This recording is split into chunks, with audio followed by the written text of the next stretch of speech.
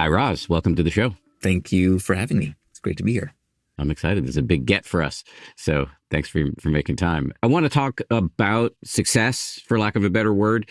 But one thing that's interesting in your work and in your life is that you spend a lot of time talking about what some people think of as the inverse of success, which is failure.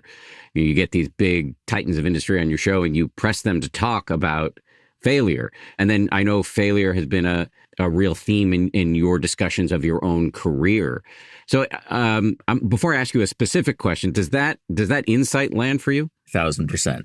Yes, it's sort of the story of my life, and I think the story of a lot of people's lives. And I try and think about it so it doesn't become this kind of pathology of like self-victimhood, you know. But I try to use it as a motivator, because I think failure in my life has been really hard, but it's also been an incredible gift, which sounds like like a motivational speech, but it's true. It's been true in every case. Like there's a force that at certain points in my life, and I think a lot of people can relate to this, is like, you will fail, you will suffer during this failure, but don't worry, it has to happen. And I find that theme recurring again and again in almost every interview I do on my shows. I want to talk about what you've learned from other people's failures, but let me just stay with you for a second. What are the failures that have been instructive and useful, although painful, for you? The profession that you and I kind of chose and got into is full of just like small daily failures, right? Just trying to get a story, contacting somebody who won't talk to you, not getting an assignment. It's full of strong personalities and egos and all those things. For me, I always wanted to be, not always, but for a long time, from the time I was pretty young, like in middle school, I wanted to be a journalist. I was a student journalist in middle school. I was the editor of my high school paper. I was an editor of my college paper. Like, that's really what I wanted to do. There was something about that profession, not something, I knew what it was that appealed to me. And I think you could probably relate to this, which is at my core, and I've grown, I'm almost 50, so I've learned to kind of navigate the world, but at my core, I'm socially awkward. I'm introverted as well. Whether it was justified or not, I always felt a little bit like an outsider, a lot, for a variety of reasons. And I'm not entirely sure why, but I always did.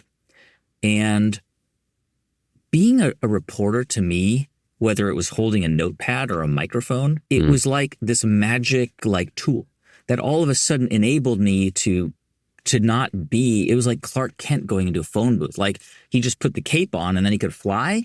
Like I had this notepad, I had this microphone, and it was like permission to talk to anybody, to ask anybody a question, because it wasn't about me. It was about the mission or the purpose that I was serving, which was to tell the story. And so for me, pursuing journalism, becoming a newspaper reporter, it was like a way for me to actually try to be a normal human being, to try and so that was really what I wanted to do. And from the beginning of my career, really early on, I mean, the where I landed was the result of failure, because I really had no intention of going into broadcasting. I really wanted to be a print reporter. That was my dream.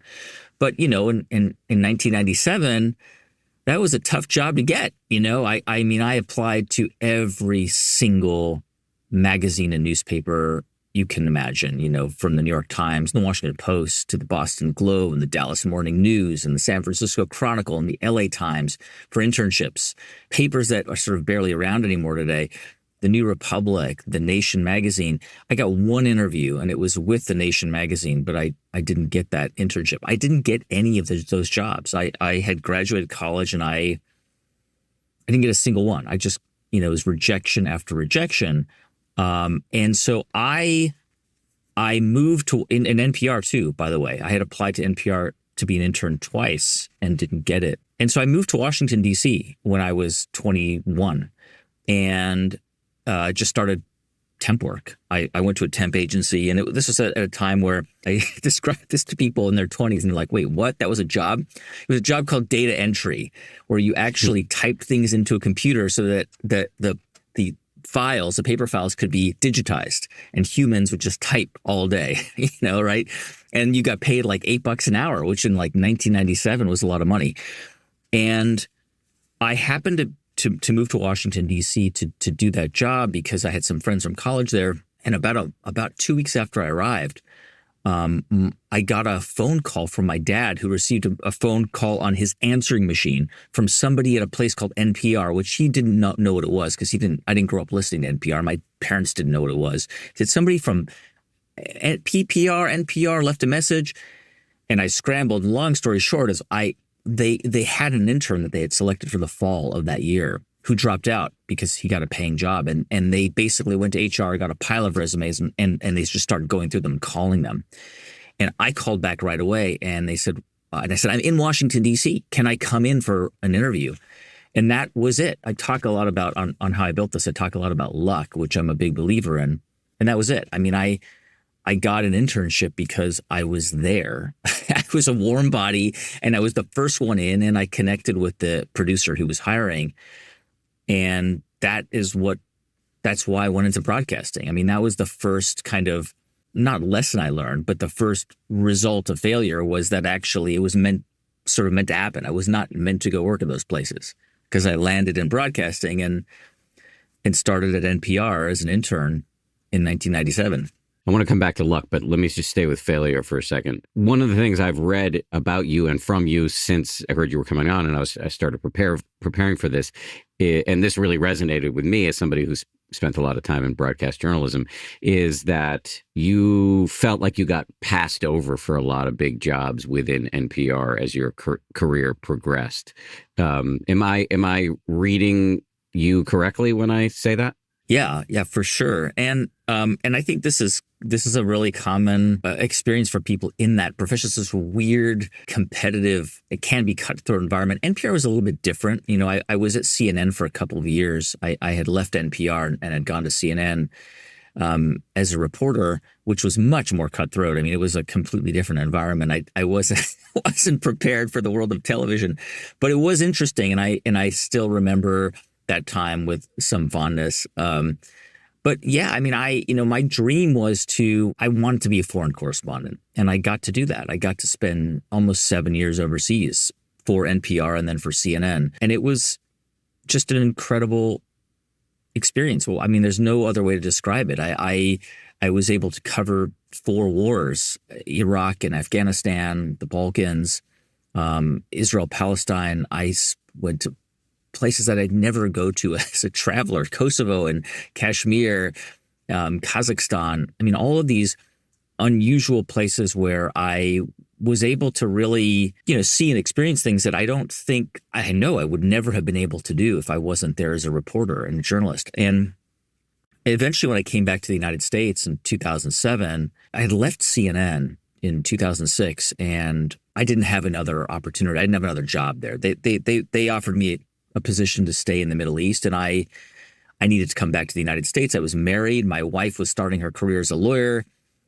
We had to come back. And so I came back to Washington, D.C., kind of with my tail between my legs, begging NPR for a job. And at that time, I had left a couple years before because I went to CNN, and they were sort of like, okay, well, see you later.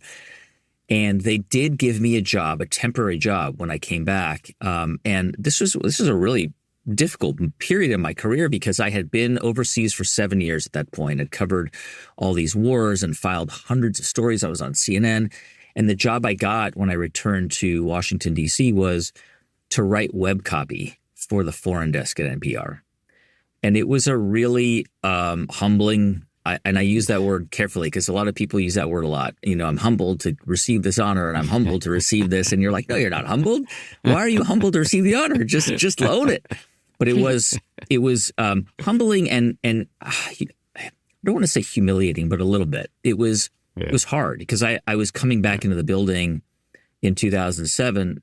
I was writing web copy, and at the time, I had just come off from being a reporter and traveling the world, and there's nothing wrong with writing web copy. It was just like it was very, very hard for me. But it was also a really important lesson because I had to just buckle down and do the best I could do and work really hard at doing a good job. And it took a couple months, but eventually I was able to sort of slowly get back on the air. I went through this sort of period of time where what I really wanted to do, what I really wanted to be was an anchor. I wanted to be the host of a news program, like All Things Considered. I had really tried for years to get on the air and to become a host on different shows. And it was very hard. I mean, I couldn't convince the powers that be at the time to give me that chance. And look, they weren't wrong. I don't always sort of present as the most charismatic or the warmest person in different settings. I think I'm just introverted. I bring everything I can bring to the show, to the microphone, to the interview. And it was really hard for me to convince bosses there to give me a shot to be a host. It was, and at the time, like, they were the gatekeepers. There were periods in my career where I was constantly looking for other opportunities. Like, should I do this kind of work? I would be looking around for work outside of journalism. But eventually I did get to host Weekend All Things Considered as a sort of as a trial run. The short version of it is the executive who denied me the opportunity to do it left NPR, and so all of a sudden, the window was open and I could do it. I was given a chance to do it, and I was basically ended up doing that job for a couple of years, and I really threw myself into that job. It was it was a weekend show. It was on Saturday and Sunday from 5 to 6. A really small audience, but it was the amazing thing about it was that because the executives and the leadership at NPR didn't listen to that show, we could really experiment. And it was this really magical time in my career because I was working with a really talented young producer. We were both younger. We started to build a team with like interns and just recent college grads who were really smart, many of whom are still in public radio, many of whom I'm still very much in touch with today. And we started to experiment. We started to do things that were just kind of weird. It's like, remember Craig, the Late Show guy from CBS? Ferguson, yes. He would do all these weird things like bring out puppets and stuff on his show because it was the late show that you had a smaller audience. We were able to do some weird kind of quirky things on the show, and it was really, really fun. And what I really wanted to be, what I thought I wanted to do was to be the weekday host of that show. That was my dream. I'd grown up like worshiping people like Robert Siegel and Noah Adams and Linda Wertheimer, who I worked with and worked for. I thought you had to tick all these boxes to do that job. You had to cover Washington. You had to be a foreign correspondent. You had to get experience. You had to do a lot of reporting. And then you got to a point and you could, maybe do this job. When there was an opportunity, an opening to do that job, this was about 2011.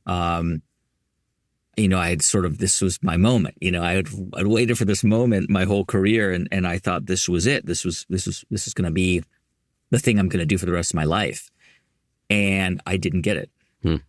And not only did I not get it, but the way it was delivered to me was hard. I was given some really tough feedback. And essentially the feedback I was given was that I didn't have the warmth of a Scott Simon or Susan Stamberg.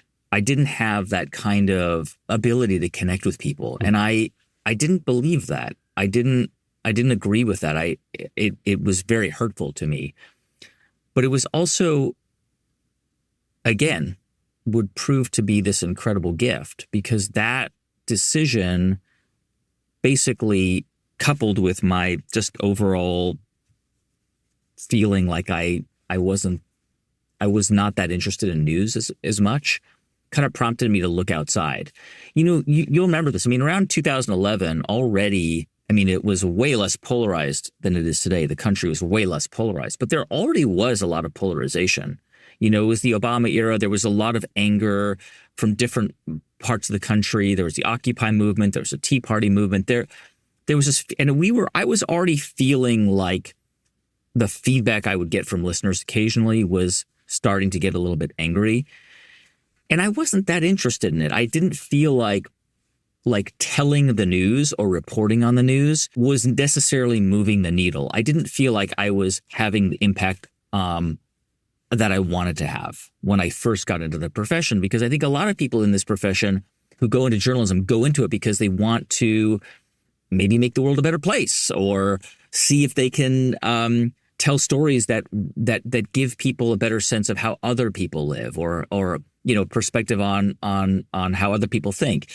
And I started to wonder whether there was another way for me to do that. And when I didn't get that job, it really prompted me again to think about what is it I want to do. And again, I started to look for work outside of media and journalism. I started to look for anything that could be interesting. And what happened was, at that time, the podcasting had existed, but nobody was really listening to it. You still had to plug in your iPod to a computer and download it. And, it was clunky, and it was just this weird kind of thing. I mean, there was Mark Maron, Joe Rogan was there, but it was still very niche, right? But there was NPR was starting to look into this more deeply, and at the time, TED, the organization TED, the TED Talks company, they approached NPR and they said, "Hey, we want to start a podcast, but we don't know how to do it." And I had heard that they had approached NPR about this. So I kind of raised my hand and said, "Look, I think I can make this happen. I think I can create something." Initially, the TED people were skeptical of me because I wasn't a science person. I didn't have a science background. And I went through this very long process of trying to show them that I thought I could turn this into something interesting. And in the end, they agreed. And I was brought on to help kind of build this show. And that, for me, was a transitional moment because I thought, this is a way for me to kind of figure out what to do next. 2011, podcasting was still... it was just weird, and I remember when I left the news side of NPR and I started in podcasting, I got emails from, some of my very prominent colleagues at NPR, and they were like, "Podcasting? I still have an email from somebody, who is going to listen to one topic for an hour?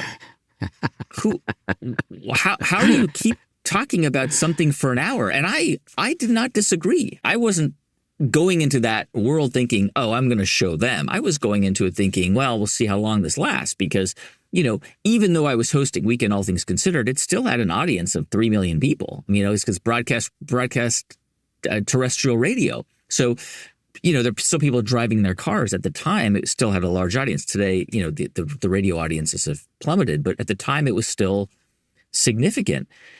And we started the show. We were getting some attention, again, in a niche way, but slowly, we started to gain more and more momentum. And then, of course, 2014 happens. That podcast Serial comes out, and it's kind of this watershed moment, to coin a phrase, in our industry. And it just, podcasting blows up. All of a sudden, it becomes this mainstream thing. And we were making the show TED Radio Hour, which was a really great show. It was a combination of TED Talks and interviews I would do with people who gave the talks, with really cool production.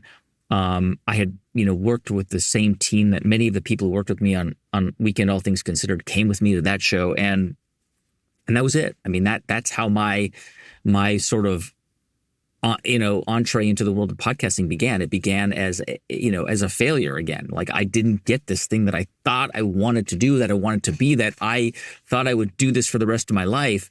But if that happened, I wouldn't be doing what I do now. It would be a completely different world and life that I live. I would probably be living in Washington, D.C. and covering the news, which I think is a really difficult job to do, and a job that, frankly, I'm not that interested in doing. So it was a blessing. Again, I go back to that weird aphorism, but it was a blessing.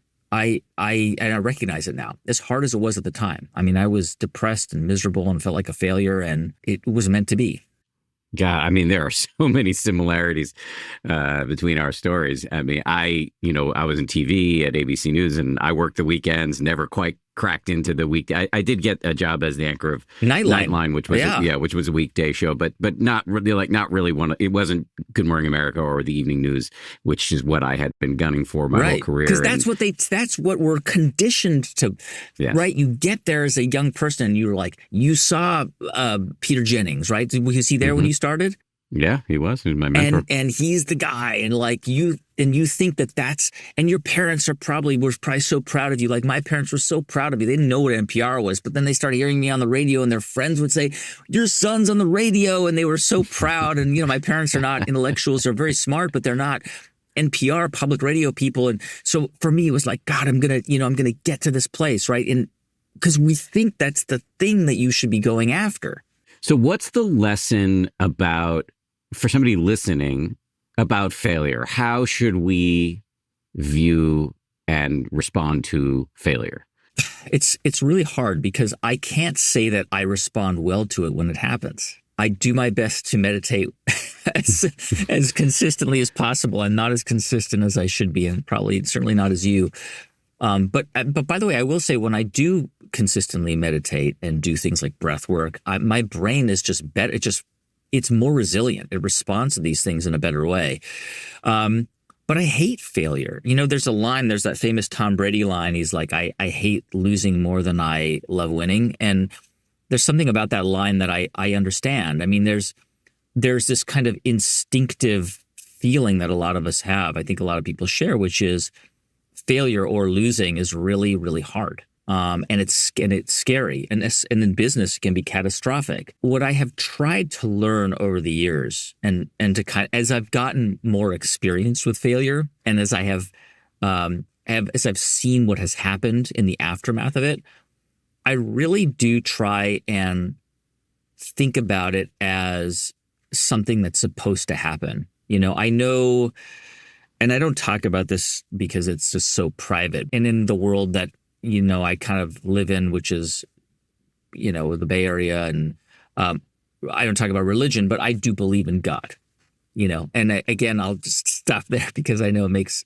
some people uncomfortable or whatever, but I feel like there's a reason why things happen, and it's not like predestination or, a plan or something, but there are elements of that I kind of hold on to that do help me through those moments, because I've seen it happen in the past. There've been so many jobs and opportunities that didn't come my way, but had they come my way, that path would not have been as rich and meaningful and fulfilling as the one that I eventually took. And I don't attribute that journey, the direction, to like my fortitude or my brilliance. I mean, a lot of it was luck. A lot of it was, like there are two forks, and like that was the fork I wanted to take, but it was shut down. So I had to take that one, but it turned out to be a better one.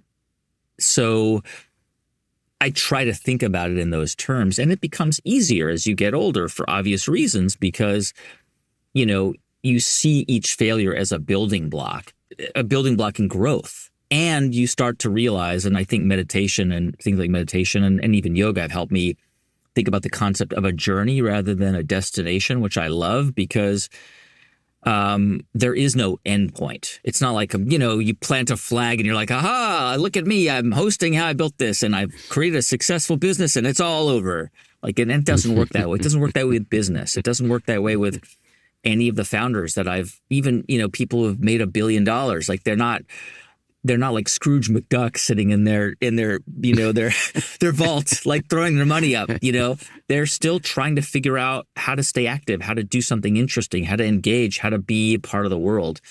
And it has become easier over time. And now I really try to take risks that I know could fail, smaller risks, of course, and sometimes bigger ones. But I do try to take risks that I think I need to take, because I was thinking about this, this idea of injury or exposing yourself to discomfort or humiliation recently.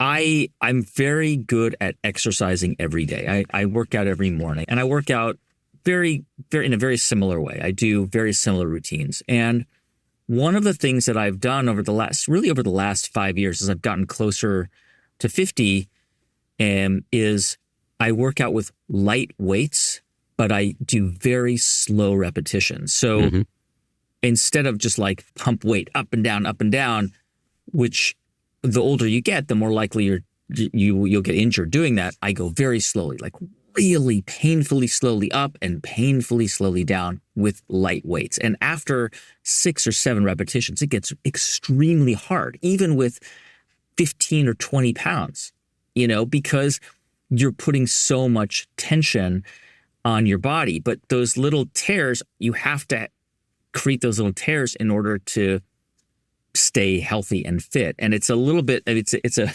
weird analogy, but it's a little bit like exposing yourself to potential ridicule with a new idea.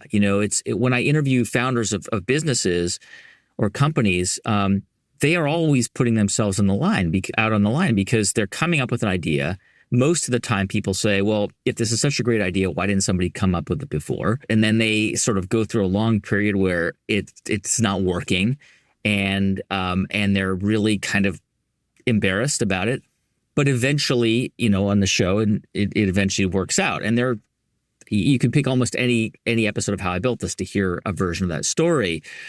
And I was thinking about this in the context of something that I've been doing in the last, I would say, few months, and it's putting out these videos about how I built this, about what I've learned from how I built this, about sort of lessons that I've learned in my life. Might sound like a perfectly normal, ordinary thing to do in my profession, my world, but for me, it's been really challenging because the idea of making videos and putting my face out there and saying, here's a story about this or that, or here's why you should think about this or that thing in this way, is hard for me because I think a lot of people in our generation look at social media as a form of narcissism, and nobody in their teens or 20s or 30s really does. Like most people in that age bracket don't think it's weird for people to show off their bodies or to show these beautiful places around the world where they're visiting. And for me, it's harder because it's not like native to who I am to go out and to make videos about these lessons that I've learned. But I've started to do it. And sometimes some people who have been, following me or have been listening to my shows for a while have commented and they're like, this isn't you, or this doesn't seem like you. And sometimes that stuff stings. But I have to remember that there's a bigger audience of people who don't know how I built this or don't know the things that I talk about. I try and remind myself that the things that I'm making and the messages that I'm delivering are designed to be useful to them, that I'm not asking for anything in return. I just want to offer up this information or this lesson that I've learned, and hopefully it will be useful for you. And that's it. And I've just got to kind of plow through it and see where it goes. And it may fail. I may put these out there, and it may there may be more people who hate me hate them than like them, but it's worth trying. And so it's sort of this full circle of like, you've got to kind of test, get out of your comfort zone, be willing to fail, and understand that the failure is okay. Like failure happens for a reason. Yeah, I hear two things in that what you called a digression, although I think it was entirely relevant. But one is, getting comfortable with discomfort, the importance of risk. It's a prerequisite for growth and expansion. And then the other thing I heard is that you have to be keenly aware of and keep in mind as much as possible to be a little Simon Sinek about it, your why, your purpose. Yeah. Why are you doing this? Otherwise, you don't have a North Star. Simon, by the way, I went to college with Simon, and he's a friend of mine, and he's such a smart person. It's just been so cool to see him, how he's kind of created a world around his ideas. I just got back from a trip to Italy. We did a family trip, and it was amazing. We did this 2.5 week road trip with my kids. I have two teenagers, so my wife and my kids, and it was the first time we did a family vacation that was kind of really a touristy vacation. We had guides. We went to Florence and Siena and Urbino, and we learned about the Italian Renaissance, and we went to Ostia and Rome, and had tours around ancient Rome. And look, admittedly, there were times where our boys were just bored out of their minds, and they would just look at us and say, "Mom, Dad, can we just go and walk around Rome?" But what was so amazing about that trip was how people repeat themselves. I don't want to say history repeats itself, but people repeat themselves, and themes repeat themselves. Like on this idea of failure, we were in Florence. So Florence, has, the famous cathedral. It's this black and white cathedral, and it's the Duomo there. And there are these famous bronze doors on the baptistry, and they were created by this artist named Ghiberti. And you hear the story about the doors. And the doors, there was this competition in Florence to build the Medicis who ran the city. They had the competition to who wants to design the doors of the baptistry, of the cathedral. And all of these great artists, raised their hands. I mean, this is a time, there was like an 80-year period where like Leonardo and Raphael and Michelangelo all lived, and like Donatello and Giotto, all these guys lived at the same time. It was this incredible flowering of culture and art and science. Anyway, so all these artists, they vied for this job. And there was a guy named Brunelleschi, and he was also a pretty good artist, and he really wanted this job. And he came in second place. He was the runner-up. He didn't win this prize. It went to Ghiberti. And Brunelleschi he failed. It was just a massive failure for him, personal failure. So he left Florence, which was the center of global culture. It was like the most important city in the world to be in if you were an artist, because the Medicis were just throwing money everywhere, and Michelangelo was sculpting, and everybody was there.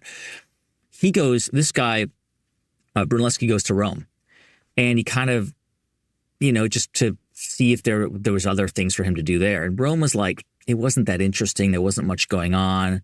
But at the time, there was this renewed interest in ancient Rome, and all of this excavation work was going on. This is in the Renaissance period. All this excavation work was going on.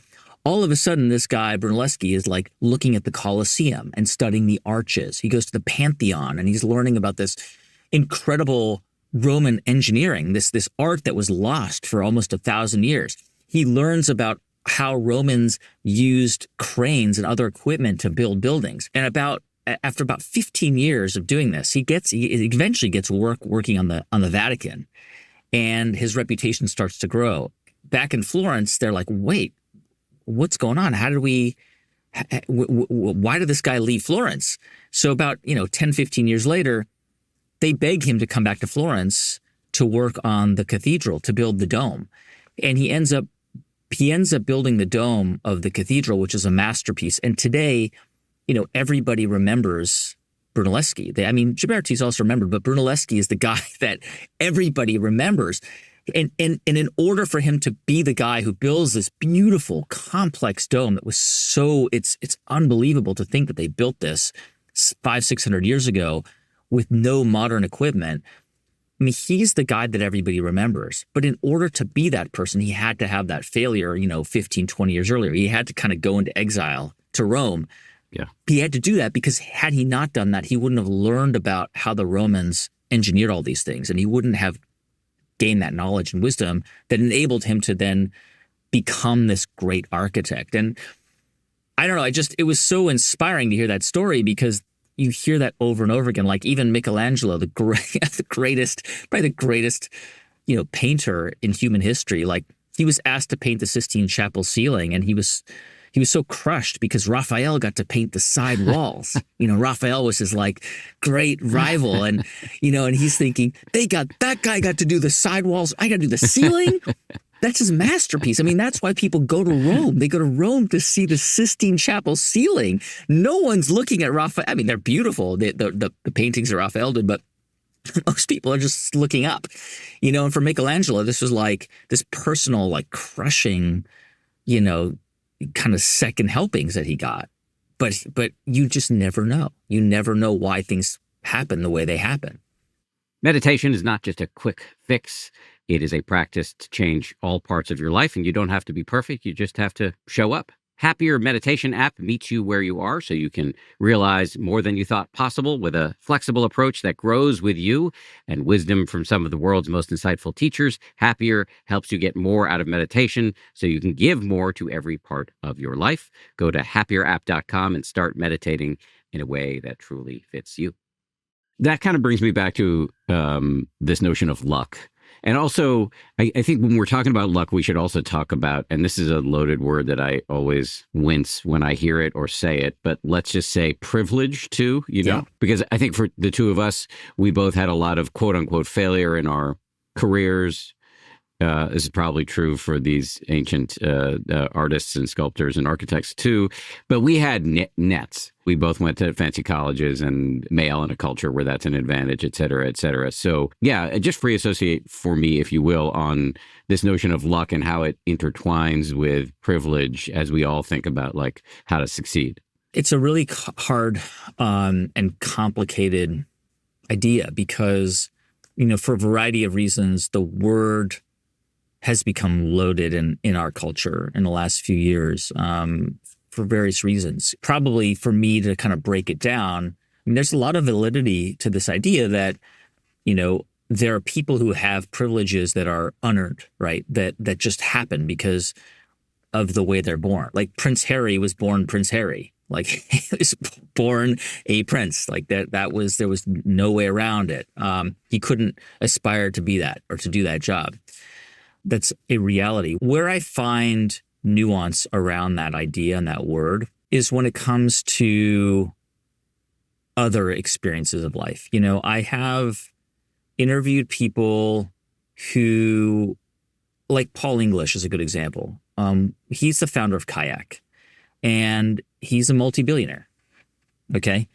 And Paul is a man. He's, grew up in an Irish Catholic home in South Boston, but he grew up in a rough part of town and had a very difficult upbringing as a child. He was thrown out of school, many, many different schools. He was eventually, he had enormous emotional problems, and it was only in his mid-20s where he was diagnosed with bipolar disorder. But he went through hell in his life. And it's only in the last sort of 20 years where, with things like meditation and yoga and medication, he's been able to find balance. So outwardly, you would look at him and say, he's got it made. He's got everything. He's this really successful billionaire. But inwardly, he's had a tormented life. And I think that one of the challenges that we all face when we confront anybody, like, when you walk down the street, and you live in New York, right? You live in the city? Well, we moved out of the city to the suburbs during the pandemic. Got it. Okay. But you lived in the city for a long Yes. time. And I always have this experience when I'm in New York. And I sometimes I'll be walking through New York City, and I'll sort of pretend like I'm in a Robert Altman film where everyone you look at, then the movie like goes to their conversation, or Quentin Tarantino film. And then like the movie just shifts and it's their story, and because everybody you pass by is in their own movie. Like that's consciousness, right? Like everybody is walking around. We're the star of our own movie. And we don't know what's going on in someone's life. Like you don't know what somebody has dealt with in the last hour or week or day. You'll go on an airplane and you'll sit down, and the person next to you might just seem like they're just a jerk or angry, or they're shoving their bag under the chair. They're like taking over and you just like, they might be headed to a funeral. Like they might be going to get treatment for cancer. Like you just don't know. There's that famous commencement address that David Foster Wallace gave, of course, before he died, 15 years ago. And it kind of touches on this idea, like you're standing in line behind this woman and she's taking forever and you're just annoyed and you're mad, but what you might not know is that she's being treated for cancer. Just all these things that we can't know those things. We just don't have that information or that knowledge. But I think that there's this idea, yes, there are real things like outward privilege based on a variety of factors. There are also things that we don't know about people. And I think that one of the things that I think makes most people interesting, and actually a way that is often a way to connect with people that you might not ordinarily think you connect with, is that most people have had some kind of difficulty in their life, or some kind of trauma, or some kind of very painful experience or episode, or a childhood memory that has, or experience that has impacted their life. And so that's very real. I don't mean to minimize the notion of privilege, but I also worry that if we get too hung up on that idea, it creates a self-fulfilling prophecy that others might say, well, because I wasn't born with, these definitions of privilege, I can never do these things. I can never make it. And so, one of the things that I've tried to do on How I Built This is focus on really a diversity of stories and people from really different backgrounds, because there are kind of lessons to, maybe not lessons, but I think there are reasons to feel inspired by, people who do things and create things and come from places and worlds that might not seem the path was paved for them. The flip side of this is to say that I am a big believer in luck. I think luck is one of these big intangibles. I think I'm very lucky that I went through all these failures.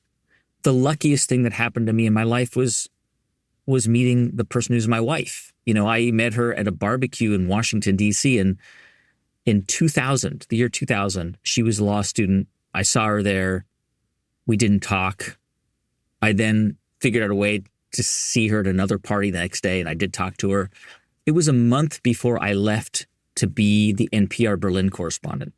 I met my wife a month before I left to go to Europe and then to be abroad for 7 years. How was that going to work out? Why was that meant to be? But I believed it. And here we are, 25 years later. We're about to celebrate our 20th wedding anniversary. And if you ask me what I'm proudest of in my life, it's not How I Built This. It's not the business or it's not Tinkercast or Wow in the World or any of these things that I'm super proud of. I'm like, I can't believe I run businesses and I've got podcasts that lots of people listen to that has, enabled me to build a life. It's my marriage, first and foremost. That to me has been the most important thing, and the hardest. Not hardest. Actually hasn't been hard at all, because my wife is just an incredibly gracious and kind person. And I'm the difficult one in our marriage, but she's just an amazing person. But that has been, that's the thing I'm proudest of. But that was luck. Like, if I didn't go to that party, she almost didn't go to the next one. I was about to leave. Like, all these things shouldn't have happened. And yet that's the single thing that has changed my life in, more than anything else. You talk about relationships.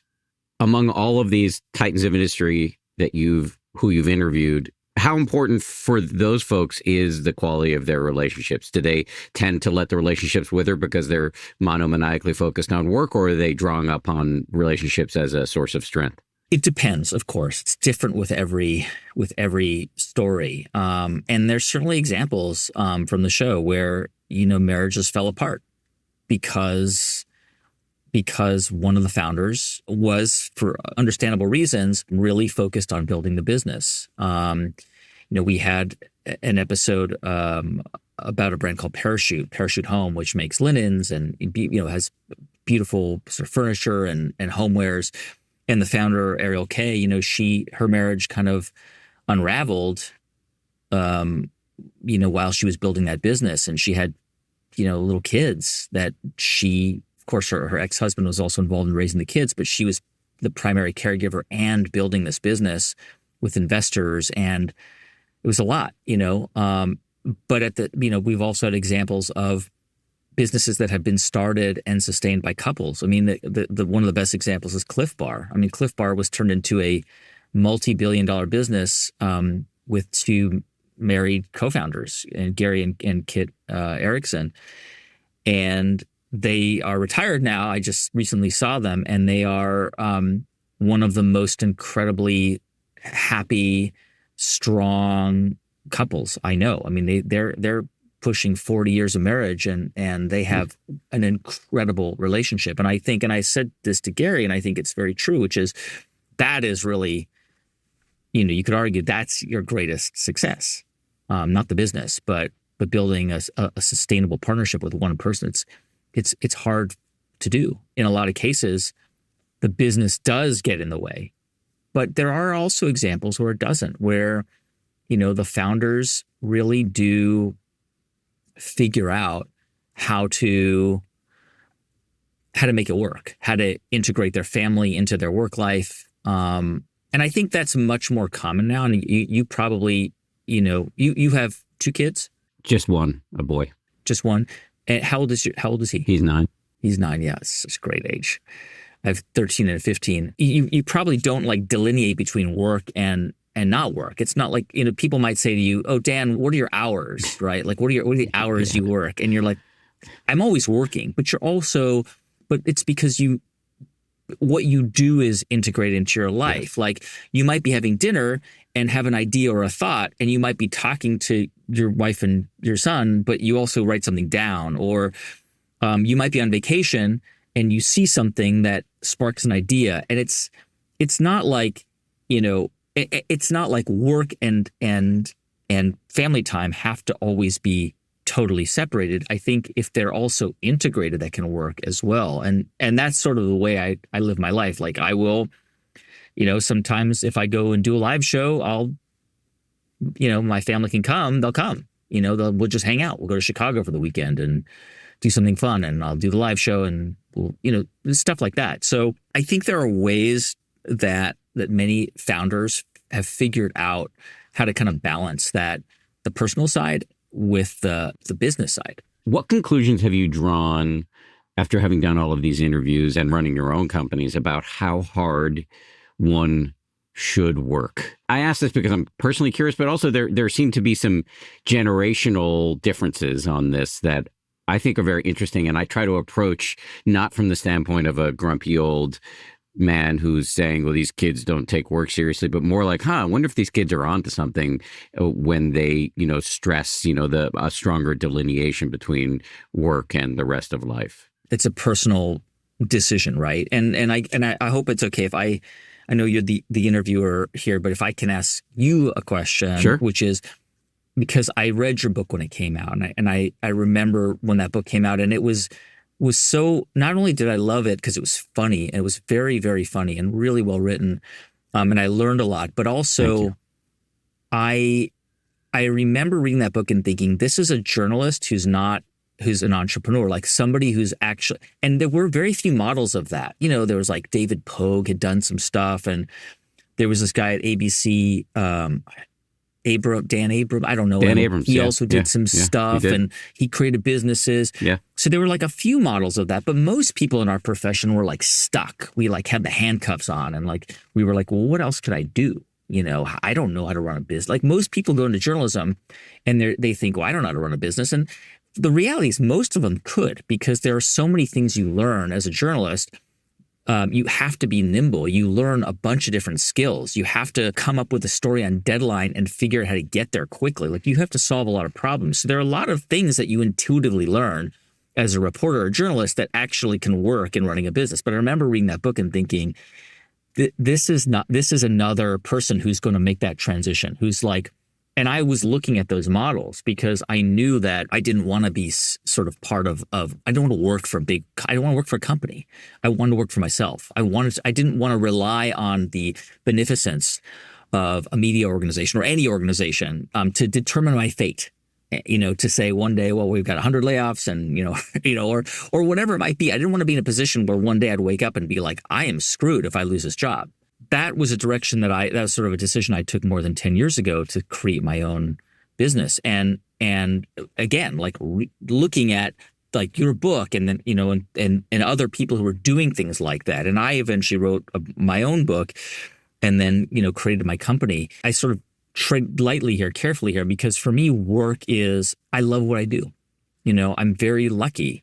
I get to talk to people and ask them about their lives and have these really intimate conversations and listen. Like what you're doing now is what I get to do every day. And I don't talk most of the time. I don't need to talk most of the time. And I have found, and I think, one of the gifts of this career of being, of getting to be a journalist. I don't call myself a journalist anymore, but having been steeped in that world is you have to listen. You have to learn how to listen. Listening is way more important than talking. And the benefits of listening, which you get out of that, I mean, I'm not the first person to say this or books about this, but the benefits are infinite. To sit and to listen to somebody's ideas and then to engage with them and to ask them questions it is a privilege, to be able to call somebody or call on somebody and sit down with them for, on our show, in our case, 3 hours on how I built this and really interrogate their lives in not in an adversarial way, but in a very granular and intensive way. It creates a bond with somebody. Like even this conversation, we'll talk, over the course of this conversation. And like, I've never met you, but I've read your book and I know a little bit about you. If I saw you on the streets in 2 years, I would say, let's go get a coffee. Let's sit down and hang out because we've had this conversation. The thing is that's amazing is, and this, when you listen to somebody and you ask them questions, our brains are wired to want to like you. Dale Carnegie wrote about this in How to Win Friends and Influence People. There's a whole chapter in there about ask questions, ask people about their lives, because that will make them, more interested in you. And it's true.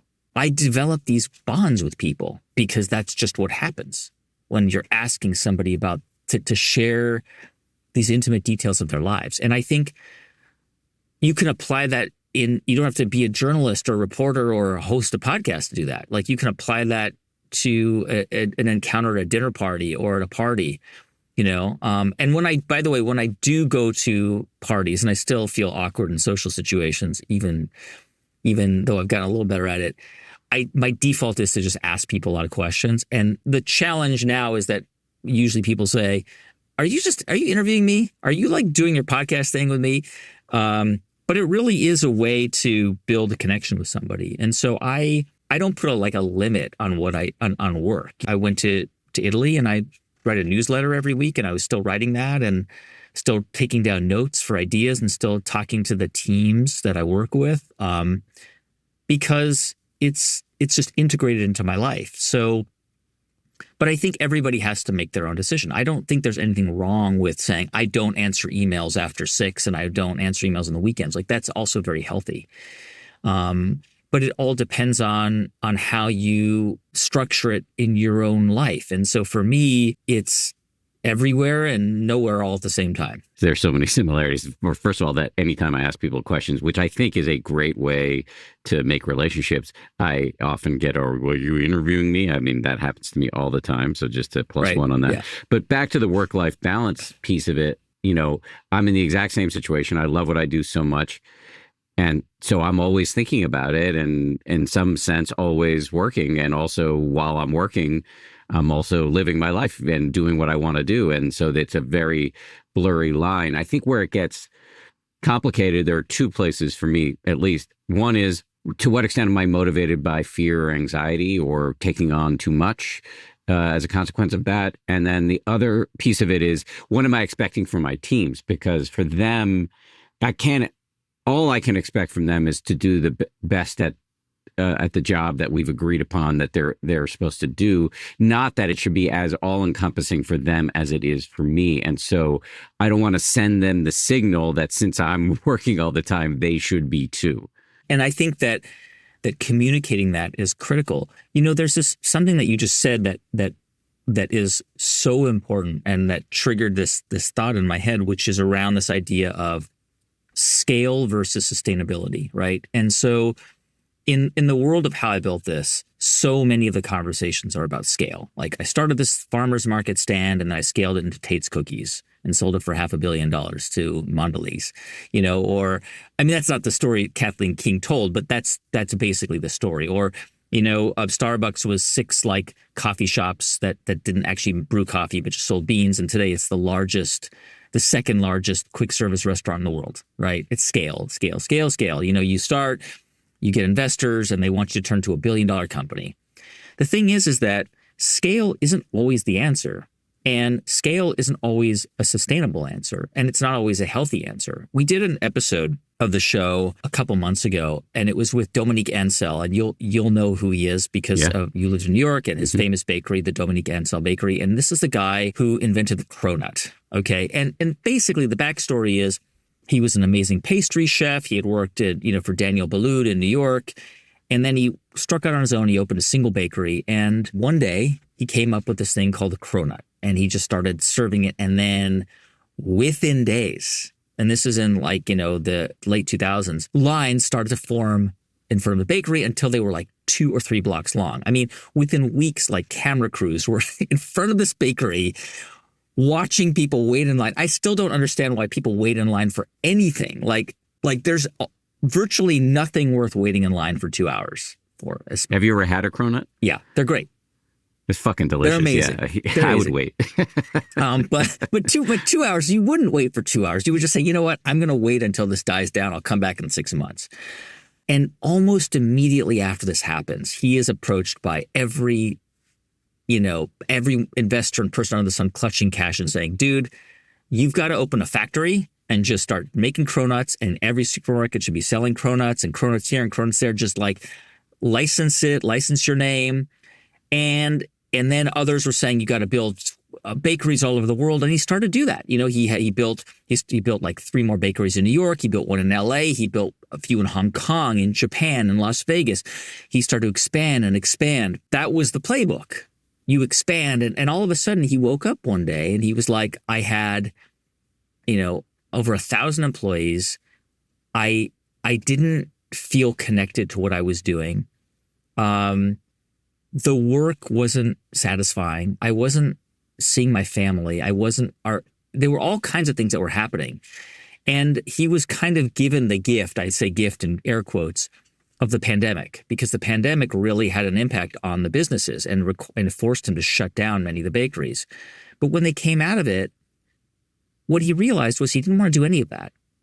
And today, Dominique Ansel has a bakery, 2 locations in New York and 1 in Las Vegas. And that's it. They don't license a cronut. They don't, you still have to you can order them to be delivered to your house, but in general, you still have to, buy most of the pastries they sell on site. It's a sustainable business. It's successful. It's not a $100 million business. It was going in that direction of being, hundreds of millions of dollars. Today, it's a business that is very successful, sustainable. It's got a really, solid team working on it. Dominique Ansel is really happy and proud of what he's doing. And I think that there's so much, and what I love about that episode is that scale isn't always the answer. Like, oftentimes you can build a much more interesting, fulfilling, and rich life by doing something well. If you're bringing in $10 million a year, $5 million a year, $1 million a year, like, does it really make a difference if you're going to bring in 2 or 5 or 100 times that if your life is going to be a nightmare? And I think the answer in most cases is no. I really do. And so to me, there are a lot of reasons why it makes sense to really, even if you or I like love what we do and we're always doing it, like, not everyone around us wants to do it all the time. And that's understandable. I identify with this Dominique Ansel story so much because we have a successful business that's sustainable, and that and in which everyone around me, I believe, because I talk to them a lot, is able to have a pretty healthy work-life balance. Probably not all the time, and certainly there are moments of stress. But I think that in general, that's important to most of the people I work with. There's a lot in that that idea of that scale that doesn't always have to be the answer. And it's not just about entrepreneurship. It's about how one approaches a career generally. There are a lot of messages from the larger culture bombarding us. Certainly when you and I were growing up, lifestyles of the rich and famous, MTV Cribs, that you got to go for it. You got to be big. You want to, I bought that. But actually you can have it really is individual. And it kind of goes back to what you were saying about work-life balance. It's up to you. You can have a great life with modest career ambitions. You don't have to follow anybody else's script. And so really just pick the path that's going to scratch your particular itch. Dan, do you know the happiest person and the most fulfilled person, and actually in many ways, really my model for aging well, is my mother. My mother is a remarkable person. So is my dad too, but I just talk about my mom for a minute because I don't want my dad to get mad at me. Dad, I love you. My parents they're no longer married. They're still, cordial and stuff, but they got divorced 30 years ago. My mother, she lives in a very simple, 1-bedroom condominium with her partner, who she's been with for 20 years, and lives off, I kid you not, about $1,000 a month between them. And they have an incredibly rich life. I mean, she takes long walks every day, hikes. She teaches 5 or 6 yoga classes a week. She's almost 78 years old. She's incredibly fit. She eats very simple food. She's not interested in going out to dinner and having fancy meals. They travel, but they travel really cheaply. I mean, they stay at youth hostels. They camp. They fix everything in their house. They have an incredibly rich, like Robert Waldinger, who you know well, right? And he led the famous Harvard study about happiness, and his conclusion was my mom's life. That the more relationships you have, it is the best determinant of happiness as you age. And I can walk around Venice. She lives in Venice, California. She knows everybody. Everybody knows my mom. And they love her. And it's not that she was born, happy and smiling and always joyful. Like, she's worked at it. She really has. She's practiced yoga for 50 years. But she's also really worked at reminding herself why she has reasons to be happy, even with difficult things that have happened in her life, and trauma that she grew up with as a child. She really does things like practice gratitude. And so living the life she lives without the complexities of endless, financial obligations and entanglements and properties. And, she really, what matters to her is friendships, relationships, experiences, her family, her kids, her grandkids, and teaching. She spends a lot of time teaching senior citizens how to get healthier, how to do yoga. She teaches all these yoga classes every week. And so to me, the idea of having a lot, needing a lot, and it's a cliche, I know, but it's true. I mean, I see that with her. I mean, she lives on very little money, and I don't know anybody happier or fulfilled than my mom. There's a lot to be learned from your mom. There's no question. Let me ask one more relationship-related question. The title of the show is How I Built This. Does that overlook the fact that nobody does anything on their own? Yeah, it's a horrible title. It's a horrible name. And if I could rename it, I would. Although that being said, the original name that I had for the show, and thank God somebody was watching over me, that for some reason this name was already registered. But God, I would be so embarrassed if we were talking about the name of the show today. I wanted to call it The Hustle. And thank God that name was taken, because I would be really embarrassed, because it's not about hustlers. It's about people who work really hard and fail and fail and fail and fail. It's not, of course, a show about how I built this. It's a show about risk-taking and creative thinking and struggle and setbacks and failures. And every episode you learn about the people around the founder who helped them create it. But there's no question that, there's no example that I can think of on our show or really in modern history of anything being built by one person. Yeah. You think about great creative founders, and a good example is Elon Musk. Forget about his personal, foibles or his politics or whatever for a moment, but just as an ideas person, right? I mean, he was a force that drove, X, which became PayPal, and obviously Tesla, and SpaceX, and solar companies, whole drilling companies. He didn't actually found Tesla. He joined Tesla, and bought into it, and then turned it into what it became. He did not do any of those things alone, and he would acknowledge that. I mean, PayPal and X, that involved Peter Thiel and Reid Hoffman and all these incredible people who are part of that process. Even Tesla, he had great designers and great engineers around him. So there's no question that the success of a founder is also the luck of the people that you find around you, that you bring in, because sometimes, you bring somebody in and they're not the right person.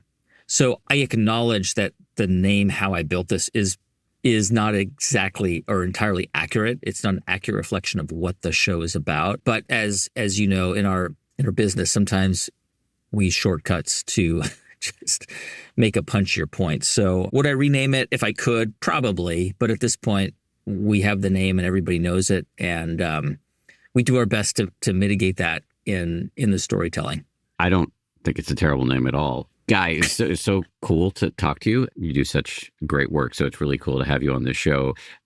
Just before I let you go, can you remind everybody of the names of your various podcasts and the book that you mentioned that you wrote? And just because I suspect people are going to want to get more from you after hearing you. Thanks. Yes, How I Built This is my show about founders of companies, of some of the most well-known companies and brands in the world. I do a show called The Great Creators, which is similar to How I Built This, but it's with actors and musicians, so like Tom Hanks or Jason Sudeikis or Bjork. And then I do a children's show called Wow in the World, and it's a kids science podcast for kids age 3 all the way to 12. And that comes out twice a week, and those are my shows. My book also is called How I Built This, and then we've got a bunch of books through Wow in the World, and all of those are available at bookstores or Amazon, so you can search How I Built This or Wow in the World, and you will find them there. So cool to meet you, albeit virtually. Guy, thank you for coming on. Thank you, Dan. Thanks so much. Thanks for having me.